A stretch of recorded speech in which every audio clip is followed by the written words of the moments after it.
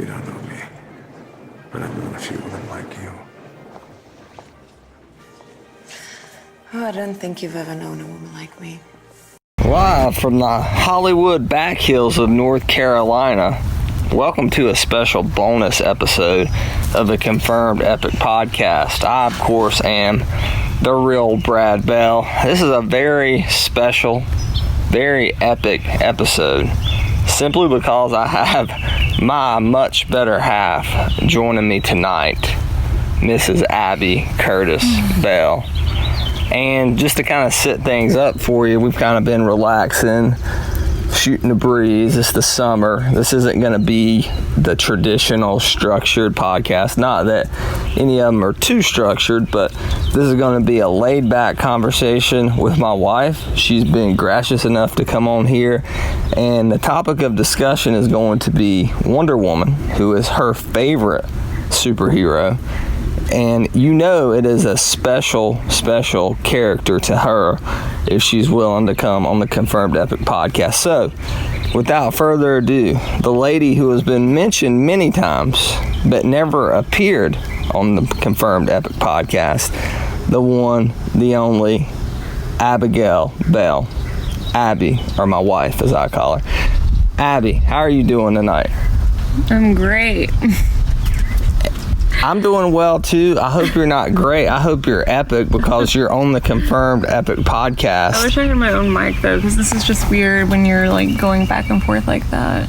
Yeah, we're doing a very cash sitting here. I have my little mini microphone that I would take to like Heroes Con and conduct interviews. We don't have the whole traditional setup that we usually have when we record the podcast, which brings me to another point. If audio quality is not what it usually is, that's the reason. But again, this is a bonus episode. It's a laid back episode. We're sitting back here watching the sunset with our three dogs, Sadie, Cookie, and Penny, and having a few drinks, having a good time. Summer 2017. And speaking of summer 2017, let's talk about something that has defined that summer entertainment-wise, Wonder Woman. But before we get into Abby's thoughts on the film, I just kind of want to get her thoughts on the character. So, Abby, how did you get into the Wonder Woman character? Well, because when I was a kid, I liked her because she looked like me. She was brunette. And I mean, I don't know. And who bought you those Wonder Woman comics when you were living in Greenville, North Carolina? I mean, you did, but you're the first person I ever met that bought comic books and actually read them, so... Are you hearing that, folks? Listeners of the Confirmed Epic Podcast, I'm the first person she met and read comics, and that was a good thing because it must have been pretty awesome if she married me. I remember the first comic I ever bought for Abby. Abby, correct me if I'm wrong. No. It was a DC New 52 Justice League cover. It was written by Jeff Johns. Oh wait, that was the Superman and Wonder Woman when they were kissing.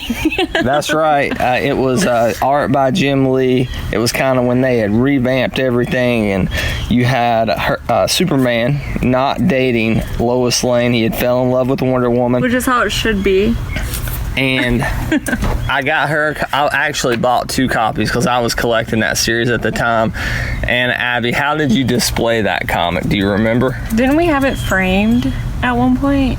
If we had it framed, that would have probably been a good thing. We were much more poor back then. You know what? Penny chewed the corner of it. It was like the bottom right corner of it. But do you remember where it was, though, in your apartment? It was in the kitchen. I'll give you a hint. Oh, was it on my fridge? No, it was not on the fridge. We actually, that summer, I think that was the summer Man of Steel came out, so I think it was summer 2013. We actually set it up on the air conditioning thing where you sit, like the thermostat is where we sit that comic. Oh, yeah. Oh, I remember that. And it fell down, and our, at the time, puppy, Beagles / Jack. She was a baby, yeah. Penny Lane. Beagle / Jack Russell / love of my life. Yeah, she loves this dog more than me, trust me. This dog slept more nights in the bed with her than I have.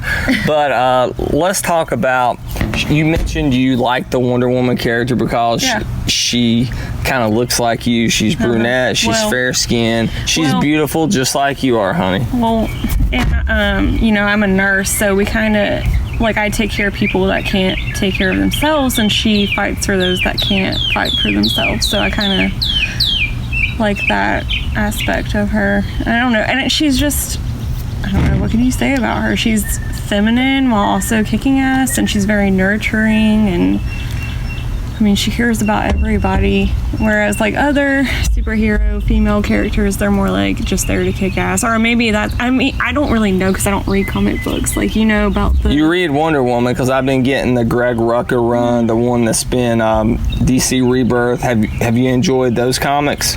Yeah, I mean, if I can remember, I don't really remember them though. But I remember one thing specifically that was revealed in those comics, because for those of you who don't know those comics, they went every other, like one was a modern tale, one was an origin story tale. Yeah. And we're recording this outside. We mentioned our dogs. You hear the birds chirping. You mean when I compared her to Snow White and how she can talk to animals? She can talk to animals. Abby is a very, I don't want to say animalistic. That's not the right way to... No, that's not right. That's not the right way to phrase it, but she loves animals, all animals. I mean, in particular, dogs. Tell them what your favorite movie is. Jaws. Tell them who you thought should have been on the Icons of Summer Cinema finalist other than the shark. Well, the shark is not even a big... I mean, it's a big part of the movie, but you don't see the shark that much in the movie. I mean, Martin Brody is, like, the main character, but also you have, like, Captain Quint and... Hooper, yeah. And, I mean, Captain Brody had the famous line that we're going to need a bigger boat. I like all of it anyway, so it's not even, like, a competition to me, but between the two of us... Yeah, and we have the Jaws Laurent Duro Mondo poster in our living room. Speaking of Mondo posters, for Abby, I bought her the day the movie came out, Wonder Woman, which was June 2nd, 2017. Lotulelei did a special surprise drop, which is kind of like a portrait poster that we were lucky enough to get on the aftermarket for like $122, but now is insane. We just looked this... Well, we got the Laurent Duro Jaws for a great price, too. Back in the day, it was like $300, and what you think that's a lot, but now that poster goes for like over $2,000. That's another thing I've been able to get Abby into, is my love of Mondo posters. But going back to that, oh yeah, and that they're building that theater in Raleigh now, so the Alamo Draft House Theater is moving to Raleigh. We'll be staying with my brother. Opening in Raleigh. We'll be staying with my brother a lot more. My brother-in-law, Greg Curtis, Abby's brother, lives in Raleigh, works in Raleigh, went to NC State. So we can go to like a Hurricanes game, an NC State football game, and go to see a movie. Yeah, and hopefully they'll do some type of big Mondo reveal. But getting back to our original topic of conversation, Wonder Woman, a beautiful poster by Lotulelei that's now going for crazy on the aftermarket. But we've kind of talked about the Wonder Woman comic. We've talked about the Wonder Woman character. I've reviewed Wonder Woman 2 times on my podcast, on the Just Being Amos podcast. People don't want to hear anymore what I have to say about Wonder Woman. They want to hear a strong female talk about another strong female, Abby. They want to hear your thoughts on this Wonder Woman movie. So you don't have to talk about any scenes in particular, but just your initial impressions walking out of the theater seeing Wonder Woman. Well, at first I was really scared because you know how the DC universe is going. Wait, you didn't like Batman versus Superman: Dawn of Justice? No, the best part was Wonder Woman. That was the only good part for me.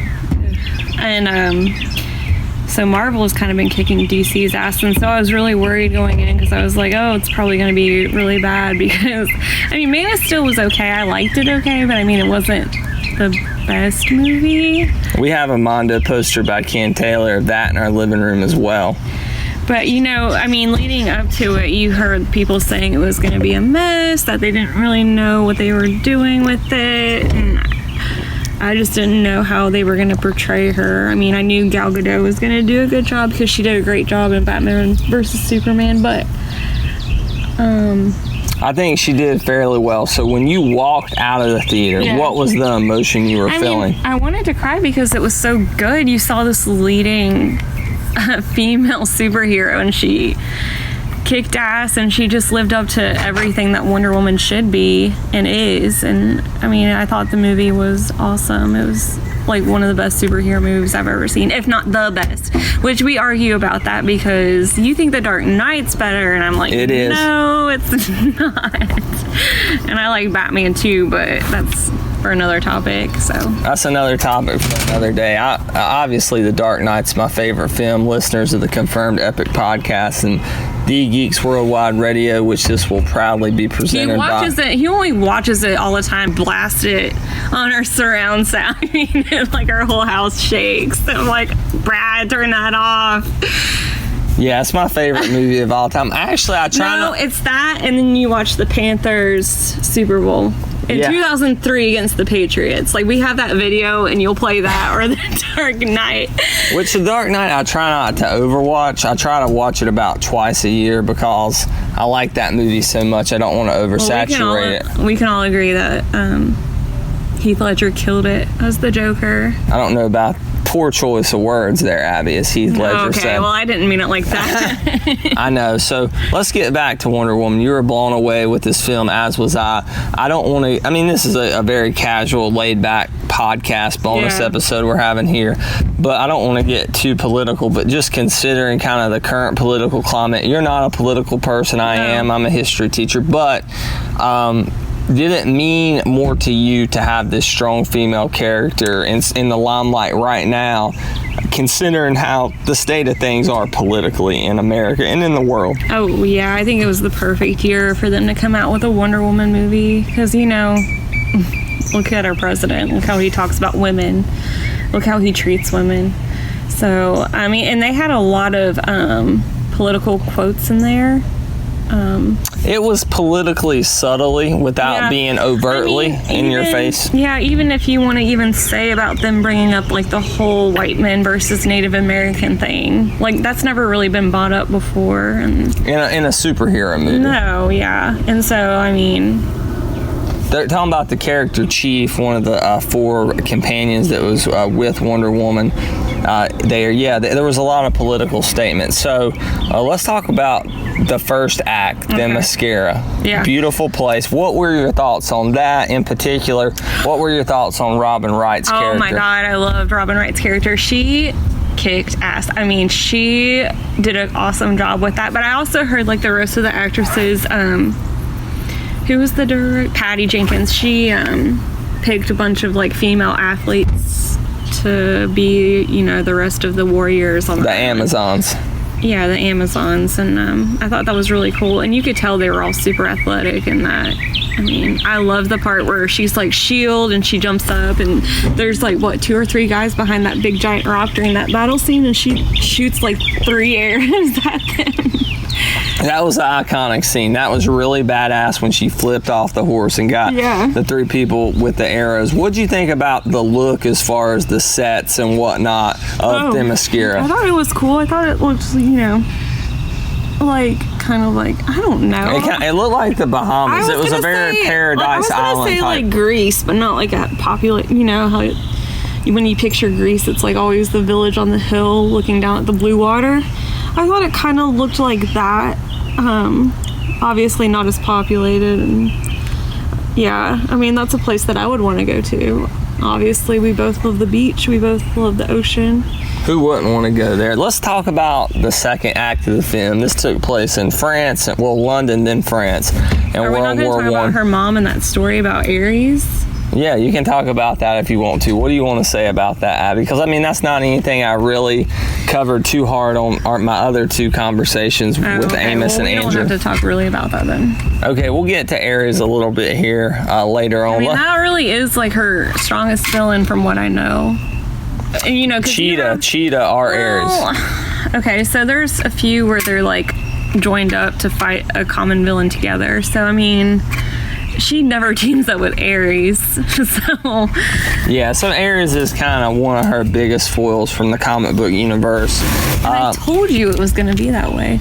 Yeah, you did. I didn't do much research. I mean, I watched the teaser and whatnot, but Abby watched a lot more kind of the promotional material about this film than I did. I really didn't because I was scared to. But you knew that the guy from American Horror Story was Ludendorff and possibly Ares. Yeah. Spoilers for Wonder Woman, by the way.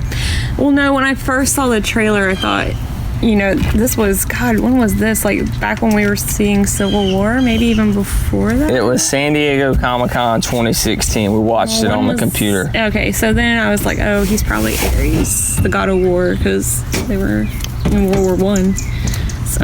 So let's talk about the second act. I think this was most people's favorite part of the film. It was in France, on the Western Front, in the trenches in World War I. That epic trench scene with Wonder... Hold on. Tell me what you... Because we only got one mic. We're kind of... It's odd. We usually have a mic set up where have it set up way back and everybody can speak into the mic, but we only got one small mic here since we're recording outside in a more casual location, our own personal paradise here on Marlin Street. So let's talk about that, again, that trench scene. When she came out of the trench across no man's lands, what were your emotions? What did you think of that scene? I thought it was so cool. So anyways, Chris Pine's character, Steve Trevor's like, Diana, what are you doing? You can't go out there. I mean, you're going to get killed or whatever. And she just like steps up, takes her robe off, and starts heading towards the German side of the trench. And they're just shooting at her, and she's just bouncing the bullets off of her bangles. What do you call them? I guess gauntlets or bracelets? Yeah, so anyways, they're ricocheting off of that, and she of course has her shield, which is another thing that's cool because she uses it in a different way than Captain America. Yeah, we never really pointed that out on either one of our two reviews of Wonder Woman, or my two reviews of Wonder Woman. They didn't try to oversaturate you with the shield and make it like a Cap ripoff. Oh yeah, it was totally different. I mean, even the way she slid on it, like she kind of, in that one battle scene where she's fighting off... Who was she? I can't even recall. It was the German. It was in the village after she walked through. So she walks through no man's land. She kicks ass in the village. Okay, yeah, and then she takes her shield and like they're shooting. God, what is that? Like a AK-47? Yeah, no, it's not an AK-47 because that came about during World War II. It was some type of automatic weapon. I'm not a guns expert. Oh yeah, we're both not. So let's talk about, she kicks ass in that village, and then you have this really subtle but epic scene in which they're kind of talking to one another, Steve Trevor and Diana, and she asks, is this what life's like when there's no war?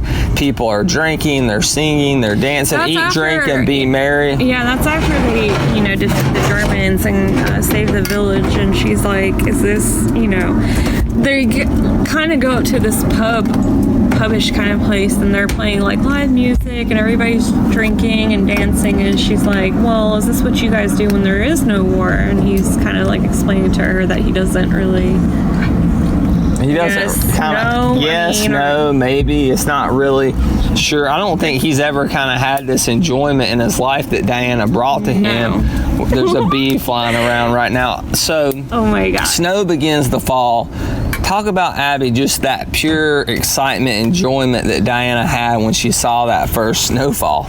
She had never seen snow before. I mean, imagine, like, we can probably relate that to your dad when he first saw the beach. You know? My dad first saw the beach, and people think this is a dumb story, but my dad kind of grew up poor, and he went to the beach on his honeymoon. My parents got married really young. My dad was 19, my mom was 20, and they went to the beaches of South Carolina, and my dad saw the beach, and of course, you're going toward the low country, you're going toward flatland. The low country. That's a word I got from Abby, but however, he sees the beach from a vast distance. He thinks it's from way off the mountains. People hear this story, they roll their eyes, they think it's stupid, but my dad has never seen the beach at this point in his life, and it is kind of that shock and awe when you experience something for the first time as innocent as the beach, the waves, the ocean, or in this case, snowfall. Are also in the film you see, which this came from the Greg Rucka comic, you saw Diana experience ice cream for the first time, and she really towed the line very well between being a badass but also showing compassion, and she never crossed either line too far. No, yeah, I agree. So let's talk about the third act of the film. This is the part, for many, the film began to kind of decline in her battle with Ares. A lot of CG stuff. We see Steve Trevor sacrifice himself. That was the coolest part because, she's... So when he takes off, he's about to do this completely suicide mission. He knows what he's going to do to get rid of the mustard gas. Yeah, and so he has this watch that he's had from his father, and she's deaf at this point because a lot of explosives have gone off and she can't hear, and he's trying to tell her, like, I'm giving this to you, I have to go do this, and I love you. So he takes off with this plane full of that gas and like mustard gas. Yes. And then so she's kind of she's wrapped up in that. It was a tank. It was parts of a tank. Yeah, parts of a tank that Ares had somehow wrapped around her, and she's kind of lying, facing up towards the stars, and she sees this plane going off, and all of a sudden she sees it explode. Speaking of that, there's a plane going overhead right now. We live about 30 minutes from Charlotte Douglas International Airport. Yeah, there's constantly planes flying over our house, and she sees it explode, and she totally just erupts with anger, and she kicks Ares' ass. Well, yeah, and I don't know if it's because she realized that she loved him, because as he was going away, he said, I love you, but she didn't realize that until she had the freaking tank over her head, and she kind of could reminisce about what he said.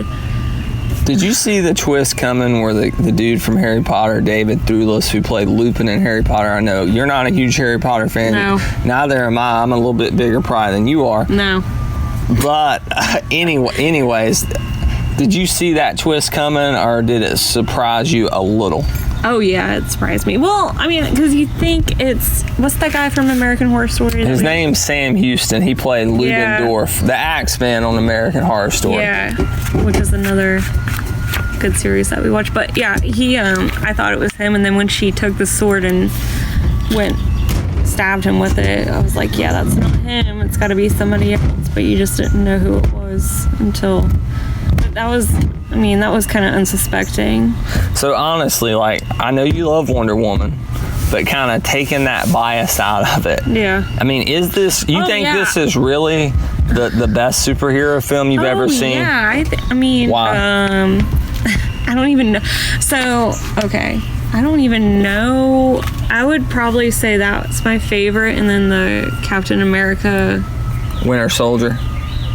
The second one? Yeah. With Bucky? Yeah, that one would be my second. They're pretty close, actually. I just love Cap and I love Wonder Woman, and they're similar, so there you go. Have you ever seen the 70s Superman with Christopher Reeve all the way through? I don't think I've seen it all the way through. I know he's like the best Superman. Yeah, and that's probably the best. Just based on what my parents have said, and my parents are usually always right. Yeah, they're the one that told us about The Graduate, which we mentioned in the Icons of Cinema Summer Showdown for the 1960s. Benjamin Braddock, played by Dustin Hoffman, didn't quite make the cut. So that was Abby's thoughts on Wonder Woman. You loved the film. Obviously, it was a confirmed epic film for you, right? Yeah, for sure. So I just want to ask you 1, 2, maybe 3 softball questions, because I may never get you on the podcast again, Abby. Probably not, unless you're talking about Jaws. I don't have anything else to say. Maybe Abby and I will do a Jaws review at one point during the Confirmed Epic podcast. I've been podcasting since 2013, and I've tried every year, every couple of months since then to get Abby on this podcast. But Abby, before you met me, before you started dating me, we've been together for almost a decade now. Yeah. You were not into this geek stuff. You saw some of the movies. Oh, yeah, I saw, the Batman, Christopher Nolan series and stuff, and I always liked Wonder Woman, and of course my dad grew up watching Spider-Man, and so I've always had an interest in Spider-Man, and I saw the Tobey Maguire movies. And are you excited for Spider-Man Homecoming with Tom Holland? Yes, I think he's going to be so good. Are you going to come see it with Andrew, Jerry, and I? Sure, I'll see it with you. That's on the record, so Andrew, Jerry. Hey, I saw that. Didn't I see the last Batman with you? Because you guys made us wear those Batman shirts. Yeah, it was the Dark Knight Rises is what she's referring to. In 2012, we all got these shirts and went to the midnight premiere. Being a Christopher Nolan fanboy I am, I couldn't resist it. But it's fair to say that I've kind Yeah. of exposed you more to this type of stuff. Like, I had never read a comic book before, ever. And, like, you got me that one, and I was kind of like, oh, well, this is pretty good. I mean, I read books all the time. I read novels all the time. It's not... She's a voracious, like, reader. Yeah. She will plow through a book. She's got It sitting in there. It would take me probably 4 years to get through It with my attention span. Probably take me a month if I sat down and actually read it and disciplined myself to read it. But Speaking of It, since we're kind of we're kind of all over the place right now. This is kind of a very just casual conversation.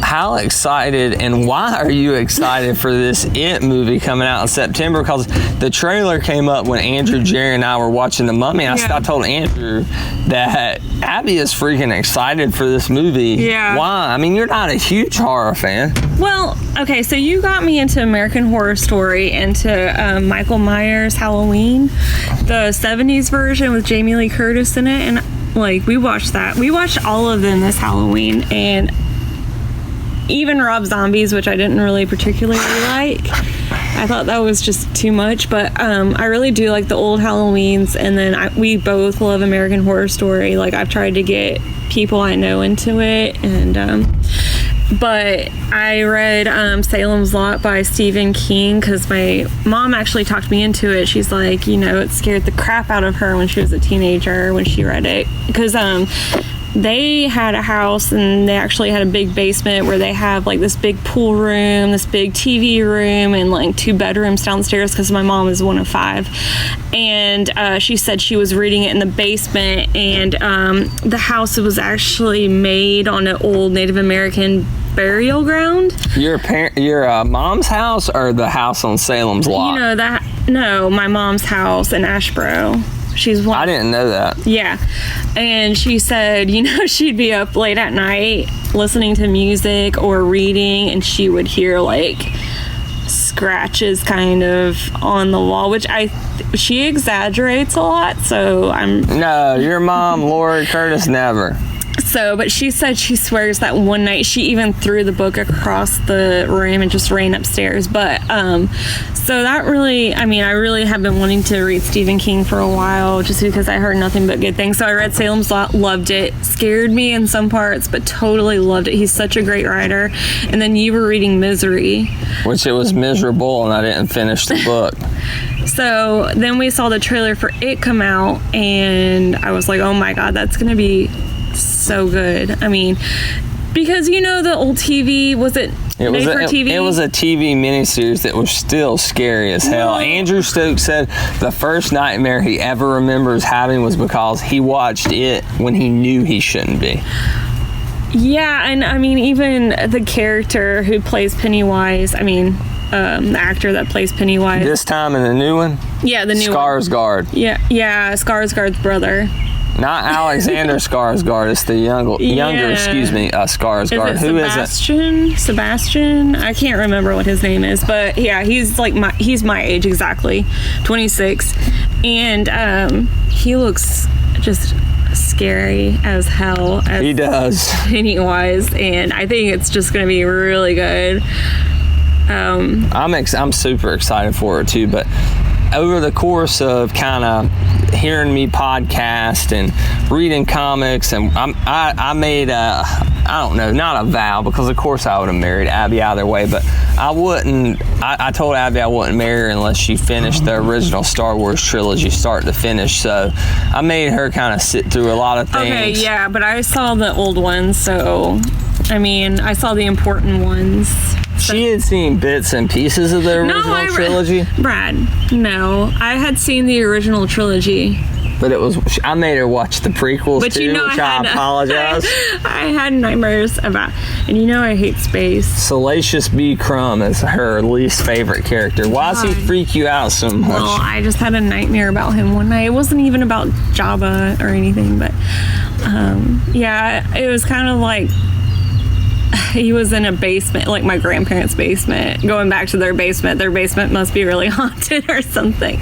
But he was down there, and I was trapped down there with, I don't even remember. It was like so long ago. But it was. Do you want the Mondo poster of Salacious B. Crumb? Because there is one. No, we have enough Mondo. there's never enough Mondo Abby. Like, literally, we don't have any wall space because we have my art and then we have the Mondo posters everywhere. Like, there's nowhere to hang anything. Who is your favorite Star Wars character?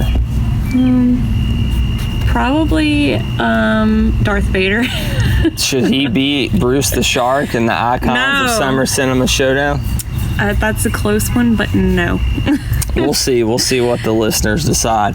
I think that's just about going to wrap it up for this very special, very loving bonus episode of the Confirmed Epic podcast, where we discuss kind of Abby's initial experience with geekdom and her thoughts on Wonder Woman. Of course, Abigail Bell, as her co-workers like to call her. Abby, I love you to death. You mean the world to me. It means the world to me. You came on this podcast. Thank you so much. I just want to say, was it as bad as you thought it was going to be being on a podcast? No, but I probably don't know what I'm talking about, so I have to apologize for that. I only started reading Wonder Woman, 2 years ago? 2 or 3 years ago. No. You read some back in probably 2013. And you talk my ear off about this kind of stuff, so. Did I annoy the hell out of you, or do you kind of halfway appreciate it? Probably a mixture of both. Probably more I appreciate it because you listen to me talk about music and stuff.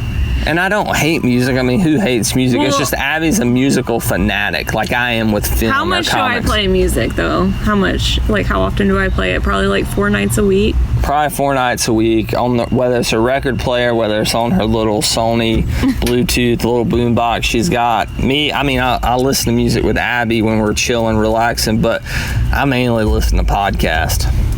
Yeah, you try to steal my Bluetooth speaker away from me. It's annoying. Besides the Confirmed Epic podcast, what's your 2 favorite podcasts on the internet? Yeah, I really like Anna Faris. She's married to Chris Pratt. Her podcast, she's so good. What's the name of that podcast? Unqualified with Anna Faris. What's the other podcast you like? Oh, Game Over Greggy, yeah. You got me into that. But, they talk more about, they talk about a variety of things, and I really liked Colin on there. You miss Colin?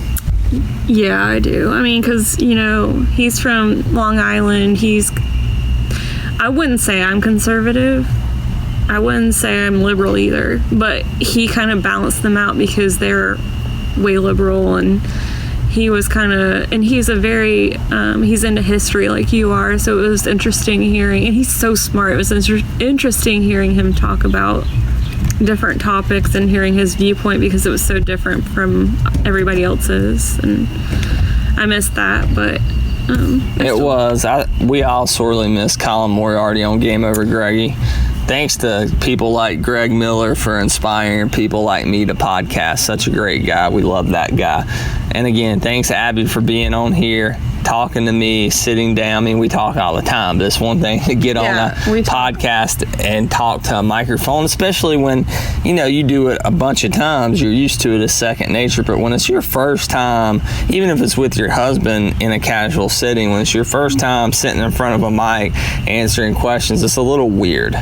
Yeah, but I think you caught me at the best time because I am passionate about Wonder Woman, and I think they really did this movie justice for her. And let me ask you this: it may never happen, but if there's any chance you ever appear on this podcast, whether it's a normal episode or a bonus episode or a confirmed crap episode, whatever, what movie or television show, what is so big that it could get you, besides Wonder Woman 2, what is so big that it could get you to come back on this podcast? Well, if they come out with a Big Little Lies. Big Little Lies season 2. But let me ask you this. Would you do a podcast with me, not episode by episode, but just talking about Big Little Lies? Yeah, we could just talk about their music alone. All right, you heard it there. I'm going to cut it off. I'm going to stop before she changes her mind. Abigail Curtis Bell said she would sit down with me and record a podcast on Big Little Lies Season 1. Hopefully, one day, a Season 2. All right, from the Hollywood foothills, our Jaws. So you'll do a Jaws episode? Hell yeah. Who knows more about Jaws than me? Nobody. So from the Hollywood foothills / back hills of North Carolina, thank you for tuning in to this very special edition of the Confirmed Epic Podcast. And as always, you can find all of our podcasts at theepicreview.com as well as thegww.com. That's the Geeks Worldwide Radio Network. Of course, you can find me at The Real Brad Bell, REEL Brad Bell. And once again, we are out.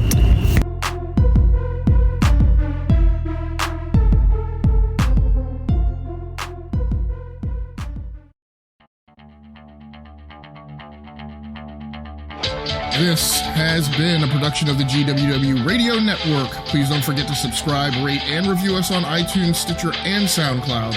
Also, check out Geeks Worldwide at thegww.com for all the latest news, reviews, and opinions on video games, comics, movies, TV, cosplay, and more. Geeks Assemble!